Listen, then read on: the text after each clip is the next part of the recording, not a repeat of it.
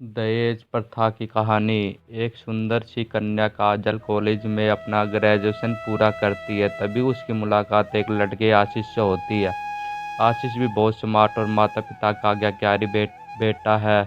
दोनों एक दूसरे को पसंद करने लगे हैं। दोनों का ग्रेजुएशन पूरा होता है। आशीष अपने शहर में जॉब करने लगता है और लड़की भी एक अच्छी जॉब कर रही है। दोनों ने निर्णय लिया कि अब माता पिता से शादी की बात करने का वक्त आ गया है।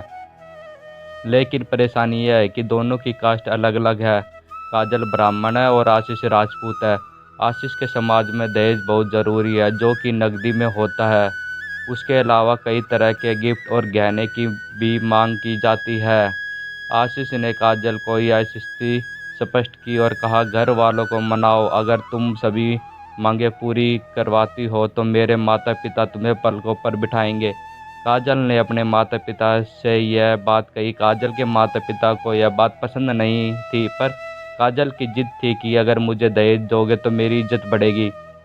काजल के माता पिता सक्षम भी थे, बिना मांगे भी काजल को बहुत कुछ दे दे सकते थे, पर उन्हें इस तरह दहेज की मांग करने वाले लोग पसंद नहीं आ रहे थे। लेकिन माता पिता काजल की खुशी चाहते थे। उन्हें यह डर था कि कहीं उनकी बेटी यह ना सोचे कि वे अपनी बेटी को कुछ देना नहीं चाहते। इसलिए उन्होंने सभी शर्त मानी। शादी में आशीष को कार, गिफ्ट, फर्नीचर के साथ 50 लाख नकदी दिए गए। साथ ही काजल को गहने भी दिए गए। सभी रिश्तेदारों को गिफ्ट और कपड़े भी दिए। शादी बहुत धूमधाम से की गई, कोई कमी नहीं छोड़ी गई। काजल को मन ही मन यह गुमान था कि कास्ट अलग होने के बावजूद माता पिता ने उसकी शादी ससुराल के हिसाब से की। काजल को विश्वास था कि उसे बेटी बनाकर रखा जाएगा, उसे वही प्यार दिया जाएगा जो उसके माता पिता ने दिया, क्योंकि उसने अपने ससुराल का मान रखा है। काजल ने अपने घर से ससुराल विदा ली। ब्राह्मण कन्या राजपूत घर की बहुरानी बनी। ससुराल में बहुत ज़्यादा पर्दा प्रथा थी। बहू को मनचाहा खाने तक की स्वतंत्रता नहीं थी। कितनी भी भूखी क्यों ना हो, घर की बहू सबके खाने के बाद ही खाएगी। यह तब तक उस घर के पुरुष के सामने बैठ तक की भी इजाज़त नहीं थी। काजल ने इस बात पर ऐतराज़ दिखाया, उसकी किसी ने नाम सुनी। राहुल ने भी यह बोलकर मुंह फेर लिया कि यह तो परंपरा है। काजल को जो गुमान था वह धरा का धरा रह गया। उसे अपने माता पिता की बात याद आई, जब उन्होंने समझाया था कि वह उनसे बहुत लड़ी थी। उसने ससुराल में बात करने का फैसला किया। काजल ने अपने सास ससुर और पति से बात की, लेकिन उन्होंने नहीं सुनी और उसे बहुत बेरहमी से पीटा गया। काजल ने सभी ऐसा व्यवहार नहीं देखा था।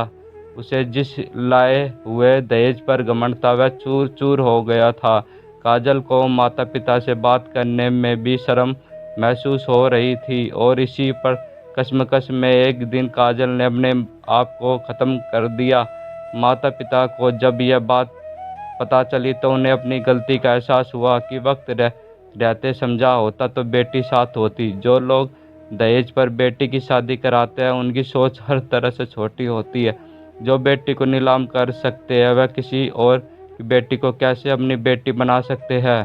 दहेज कभी खुशियों की चाबी नहीं बन सकता, यह बात सभी को समझनी होगी। इस दहेज प्रथा की कहानी में आपने पढ़ा होगा कि माता पिता की नहीं, लड़की सोच भी दहेज को सपोर्ट कर रही थी।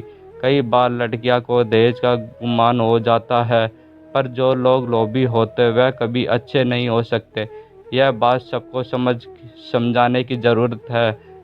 कहानियाँ जीवन में बहुत मायने रखती है। कई बार बड़ी से बड़ी डिग्री भी ज्ञान नहीं देती और एक छोटी सी कहानी जीवन बदल देती है। शिक्षाप्रद कहानी को आधार बनाकर अपने बच्चों को जीवन का सच्चा ज्ञान दे। आपको यह कहानी कैसी लगी हमें कमेंट करके ज़रूर बताएं, और कहानी पसंद आए तो लाइक, शेयर एंड सब्सक्राइब ज़रूर करें। धन्यवाद। धन्यवाद।